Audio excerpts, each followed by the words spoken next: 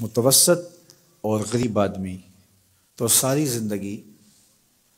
جس طرح کلو میں بیل جتا ہوا ہوتا ہے، کام کاج میں جتے رہتے ہیں اور کمائی کر کر کے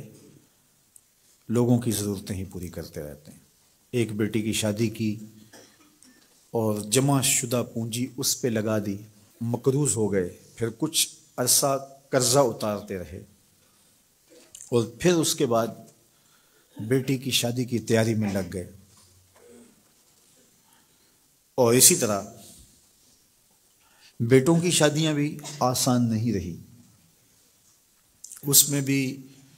جو دور موجود کے تقاضے ہیں اور پھر جس طرح بھاری اور بھرکم ولیمہ کرنے کا ایک کلچر پیدا ہوا ہے، جس سے آپ یہ معاشرے کو بتانا چاہتے ہیں، اپنی برادری کو بتانا چاہتے ہیں کہ ہم اتنے مؤثر ہیں اور ہمارے تعلقات اتنے وسیع ہیں۔ آپ کا قد کاٹ اور آپ کی شناخت ولیمے کے حجم سے معلوم ہوگی،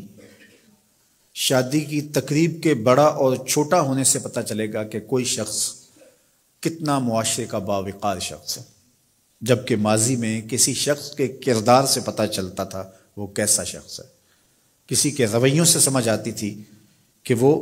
کیسا شخص ہے، اس کے کیے ہوئے وعدے بتاتے تھے کہ وہ کیسا شخص ہے، اس کی زبان کی سچائی، اس کا طرز زندگی، اس کا انداز معاشرت، اس کا طرز وفا بتاتا تھا کہ وہ کیسا شخص ہے۔ لیکن آج چونکہ یہ اقدار دم توڑ گئی ہیں تو ہم اپنے آپ کو بڑا بتانے کے لیے اور اپنی شناخت کروانے کے لیے ہم ان چیزوں کا سہارا لیتے ہیں جو کسی شخص کی شناخت نہیں ہوتی۔ تقریبات کا حجم بڑھا کر کے اور اپنی دولت کی نمائش کر کے اور کچھ شخصیات کو اپنے پاس مدعو کر کے ہم یہ تاثر دینا چاہتے ہیں کہ ہم اس معاشرے کے انتہائی اہم شخص ہیں اور ہمارے تعلقات کا سلسلہ بہت دور تک پھیلا ہوا ہے، اور نتیجہ کیا کہ ہمارا سارا سرمایہ انہی کاموں کے اندر صرف ہو رہا ہے۔ متوسط لوگوں کے لیے بہت بڑی مصیبت اور بہت بڑا مسئلہ بن جاتا ہے، اور غریب آدمی بھی اس چکی میں پس رہے ہیں۔ یہ جہیز کا کلچر اور یہ لشکر کی صورت میں باراتوں کی آمد، گھر کے کچھ افراد اور کچھ ضروری لوگ اگر آ جائیں تو اس میں کوئی حرج نہیں ہے، لیکن یہ 500 لوگ ایک لشکر کی صورت میں بیٹی والوں کے گھر آئیں، اس کی کوئی تک بنتی نہیں ہے۔ اور پھر لوگ شروع یہاں سے ہوتے ہیں کہ آپ نے جو دینا ہے وہ تو اپنی بیٹی کو دینا ہے، ہمارے یہ مہمان آپ کے ہاں پہلی بار ہی آئیں گے تو ہمارے مہمانوں کو خوش ہونا چاہیے، ان کے بیٹھنے کا انتظام اچھا ہونا چاہیے، ان کے کھانے کا اہتمام ٹھیک ہونا چاہیے، ہمارا تو بس یہی مطالبہ ہے۔ اور پھر وہاں سے راستہ کھلتا ہے